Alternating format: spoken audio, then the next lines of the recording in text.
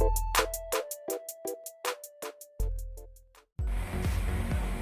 may pagawa sa akin parena, local lang. Baklas na yung dinala niya sa akin. Papalitan daw ng switch. Ito, puro sira-sira na.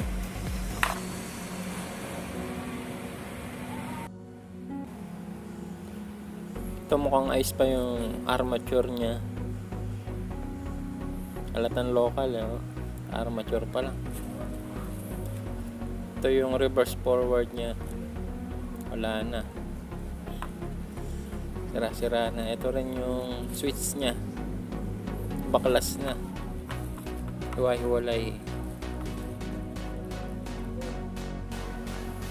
Ito yung gear niya. Maganda pa.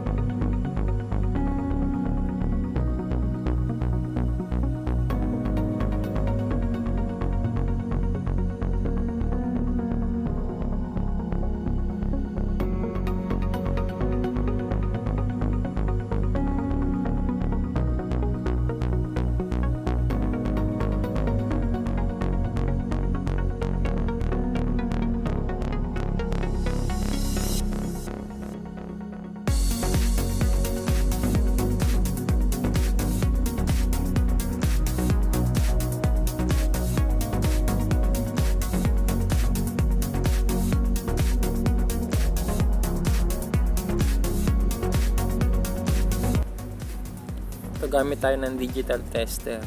Test natin yung stator. Lagay natin sa ohm symbol.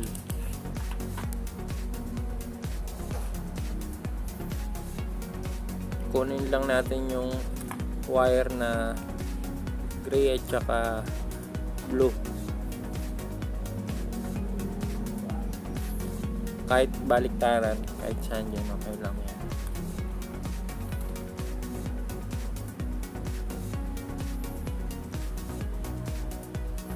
Test natin kung good pa.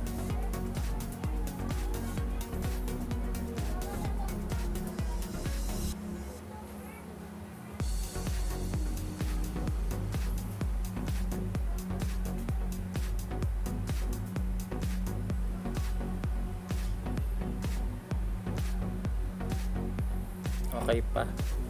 Kung grounded naman, okay rin. Kabila naman. Yung gray tsaka blue ulit.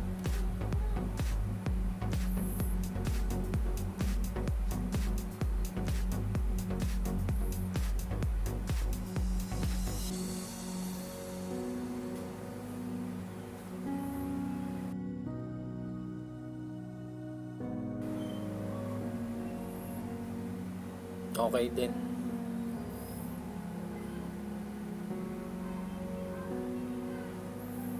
Kung grounded naman, okay, walang connect, okay siya. Ito, linisan ko muna yung ano niya, commutator, yung sa gilid-gilid niya. May mga parang carbon na ano, alikabok.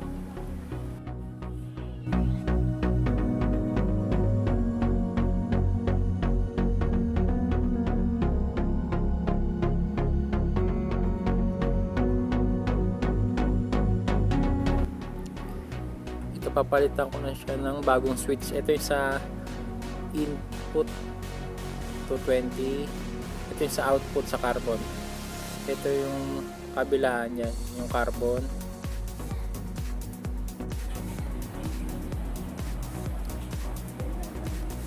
Ito yung kulay gray papuntang carbon to.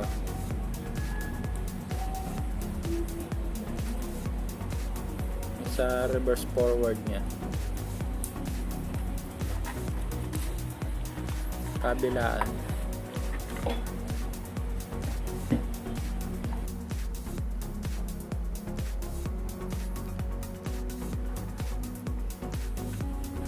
Tapos ito naman yung ano, pa-carbon na. Yan mismo yung carbon. Ko-connect. Ito rin yung kabila.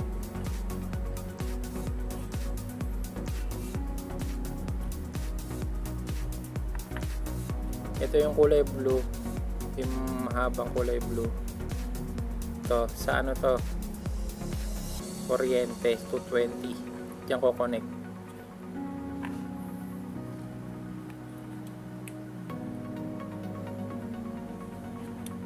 Ayusin ko lang, medyo magulo.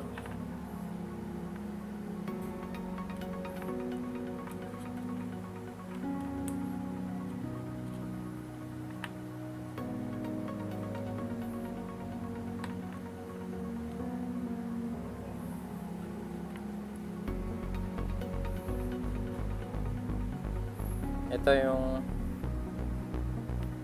kulay blue, diyan natin ilalagay.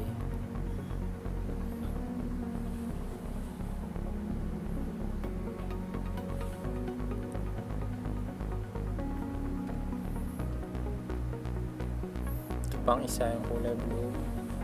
Diyan naman.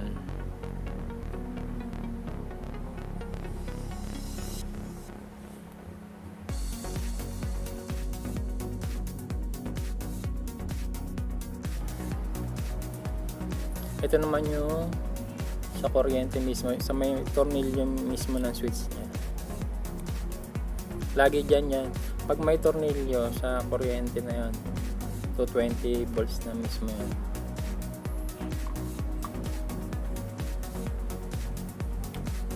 Pitan ko lang.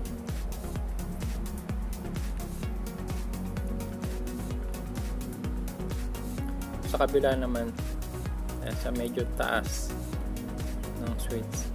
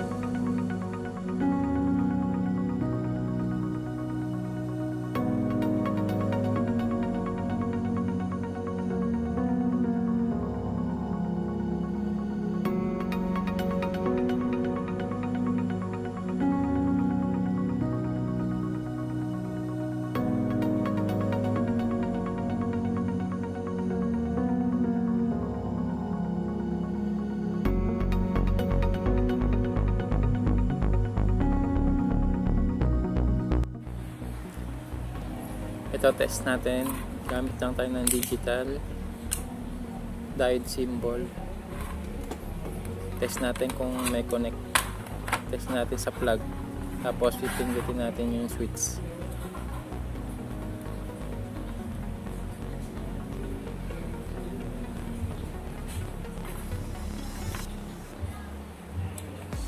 Yan, okay siya. Connect na siya.